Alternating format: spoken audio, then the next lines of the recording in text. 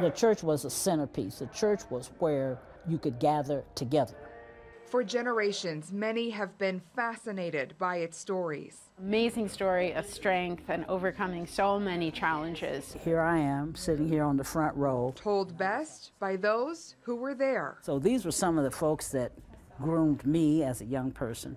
And it all happened in one place.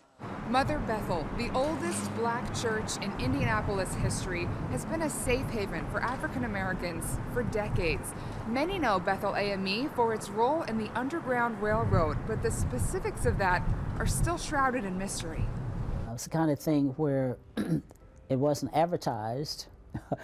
Nobody carried signs to say this is where you come. But church historian Olivia Lockhart says by word of mouth, the Indianapolis station was a waypoint. There was certain kind of information that perhaps you could share with someone else, and they knew where you had come from. That was probably something that really and truly helped a lot of people get from one place to the other. But even in a free state, they were still met with opposition, and the Bethel AME Church burned to the ground in 1862.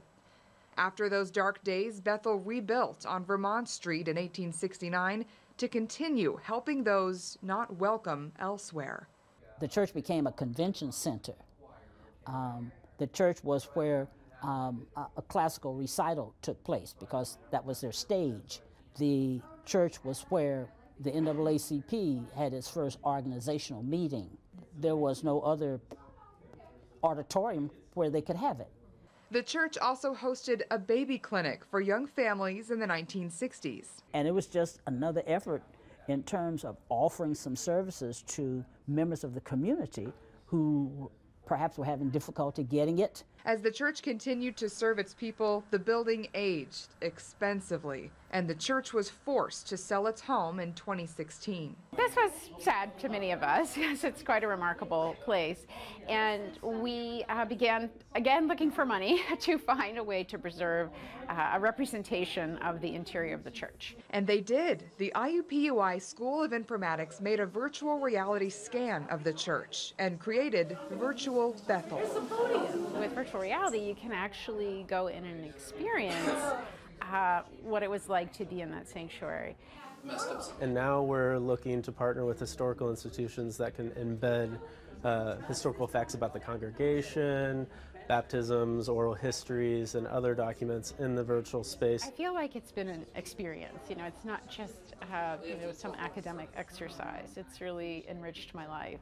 Meanwhile, the building sits waiting for its new role, but the developers insist Bethel won't lose its spirit. Everything in the hotel, including even smallest thing like a restroom, would have church. If, for example, if you look at the mirrors in a restroom or in a public space, they'll be arched up, so it will look like a church.